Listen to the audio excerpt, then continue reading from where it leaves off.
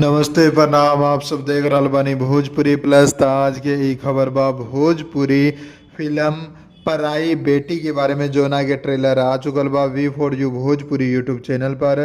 जोना में सिमृति सिन्हा, प्रशांत सिंह और भी अनेकों कलाकार आप लोगन के देखे के मिलिए। डायरेक्टर बाड़े Ajay Jha ji. V4U Bhojpuri YouTube channel पर ट्रेलर आयल बा।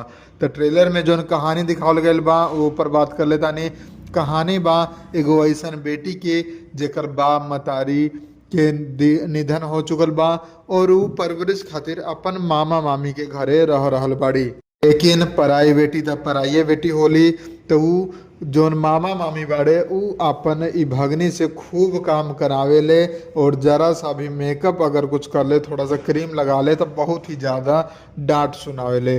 तो मामा तो एकदम से थोड़ा ठीक भी बाड़े, लेकिन मामी लोग बहुत ही ज़्यादा ऊ भगनी पर अत्याचार करेले। लेकिन ट्विस्ट तब आवेला जब ओकर बेटी के देखे खातिर लड़का लोग आवेला और ऊ पसंद कर लेवेला उहे भगनी के। तब जोन बा उ लड़की के और भी ज़्यादा पिटाई करेला और भी ज़्यादा दुर्दशा करेला और दूसरा ओरी जाके अपन बेटी सबके रिश्ता तय करे जाले। वहाँ पर शादी भी हो जाला, सब कुछ ठीक हो जाला, दोनों बेटी के बियाह हो जाला। लेकिन भगनी रह जाली और गांव वाला लोग बात बनावे लागेला कि मामा मामी त ई भगनी के बूढ़ कह के तब बियाह करी। तब वो भगनी जोन बा अपन मामा से जाके अनुरोध करेले कि हमरो बियाह कर दी। तो मामा कहले अभी अभी दूगो बेटी के बियाह कहले बानी, अभी उतना पैसा ना बा। तब जोन बा मामी लोग ही कहली कि कोनो गरीब गुचर से एकर देख के बियाह कर दी। तभी जोन बा गांव में एगो भिखारी घूमत रहेला, ओकरा से जबरदस्ती अपन भगनी के बियाह करा देवेले और भगनी भी कैसियो रोते सोते ओकरा से बियाह कर लेवेले। लेकिन अब असली ट्विस्ट आई कहीं से कि ई भिखारी कोनो आम लड़का ना बा, ई उहे लड़का बा जौन शुरू में रिश्ता लेके ओकरा मामा के घरे गए रहे ओकर बेटी खातिर, लेकिन पसंद ई आगे रहे। तो ओकरा से बियाह करके ओकरा घरे अपना लिया आवेले, जो कि बहुत ही बड़ा सुखी समृद्ध परिवार होला। वहाँ पर अग्नि बहुत ही खुशी हाली से रहे लागेली।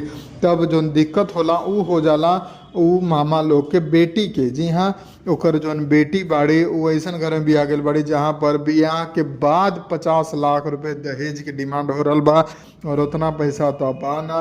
तो कैसे दी, तो टेंशन में दोनों मामा लोग घर जा रहल होखेले, रास्ता में एक्सीडेंट हो जाले और एक्सीडेंट होला के बाद जब हॉस्पिटल में भर्ती होला तो हॉस्पिटल में उनकर इलाज केहू ना करेला। तब इहे भगनी जाली पैसा जमा करावेली और उनकर इलाज करावेली। ओकरा बाद उनकर दिक्कत सुनेली तो उनकर ससुराल में यानी कि अपन बहन लोग के ससुराल में भी जाके ऊ पैसा देवेली 50 लाख रुपया और तब सब जाके सुखी से रहेला। तो यह स्टोरी बा जो कि आप लोगन के देखे के चाहिए। बहुत ही अच्छा तरीका से कहानी के गढ़ल गईल बा। सिमृति सिन्हा जी मुख्य कलाकार बड़ी। और अगर हमारे ये रिव्यू आप लोगन के पसंद आयल बा तो वीडियो के लाइक करके शेयर कर दी। हम मिलम आप लोगन के एगो नया वीडियो में नया खबर के साथ। जय हिंद, जय भोजपुरी, प्रणाम।